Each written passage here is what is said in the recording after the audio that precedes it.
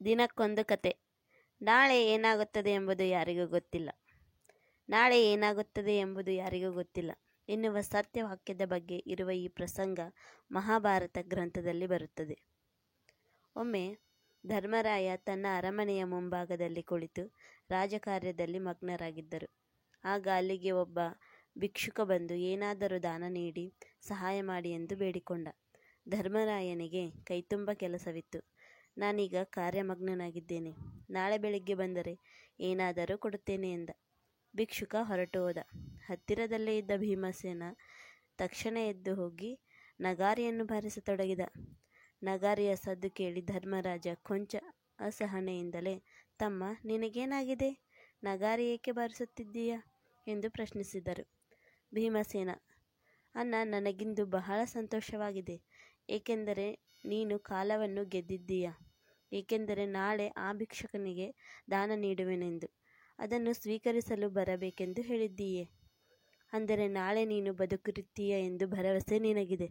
ಹಾಗೆಯೇ ಭಿಕ್ಷುಕನು ಬದುಕಿರುತ್ತಾನೆಂಬ ಭರವಸೆಯೂ ನಿನಗಿದೆ.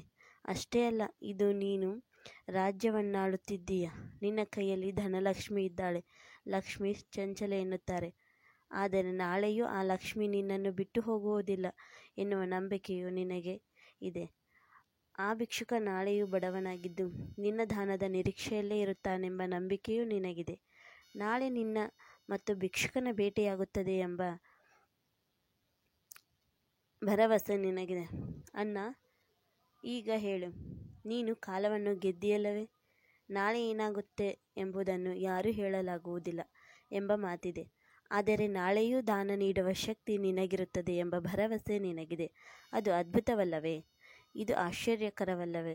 ಅಣ್ಣ, ನಾನೀಗ ಅವಸರದಲ್ಲಿದ್ದೇನೆ. ಈ ಅದ್ಭುತ ಸುದ್ದಿಯನ್ನು ಊರಿನವರಿಗೆಲ್ಲ ನಾನು ಈ ಗಳಿಗೆಯಲ್ಲೇ ತಿಳಿಸಬೇಕು.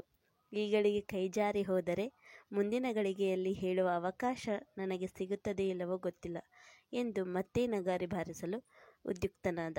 ಧರ್ಮರಾಯ ಓಡೋಡಿ ಬಂದು ಭೀಮಸೇನನನ್ನು ತಡೆದು, ತಮ್ಮ, ನನ್ನಿಂದ ತಪ್ಪಾಗಿದೆ. ನಿನ್ನ ಮಾತು ಸಂಪೂರ್ಣ ಸತ್ಯ. ಈಗಿಂದೀಗಲೇ ಆ ಭಿಕ್ಷುಕನನ್ನು ಕರೆಸು. ನಾನು ಈಗಲೇ ದಾನ ಮಾಡಿಬಿಡುತ್ತೇನೆ.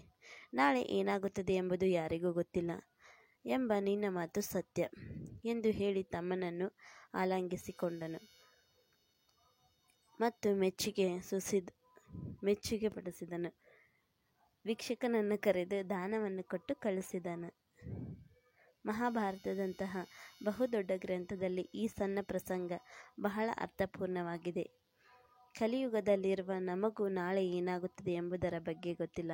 ಈಗ ನಾವು ನಾಳೆಯೋ ನಾಳಿದ್ದೋ ಅಥವಾ ಮುಂದೆಂದು ಮಾಡಬೇಕೆಂದಿರುವ ಕಾರ್ಯಗಳ ಪಟ್ಟಿಯನ್ನು ಮಾಡಿಕೊಳ್ಳೋಣ. ಸಾಧ್ಯವಿದ್ದರೆ ಅವನ್ನು ಇಂದೇ ಮಾಡಿ ಮುಗಿಸೋಣ. ಏಕೆಂದರೆ ನಾಳೆ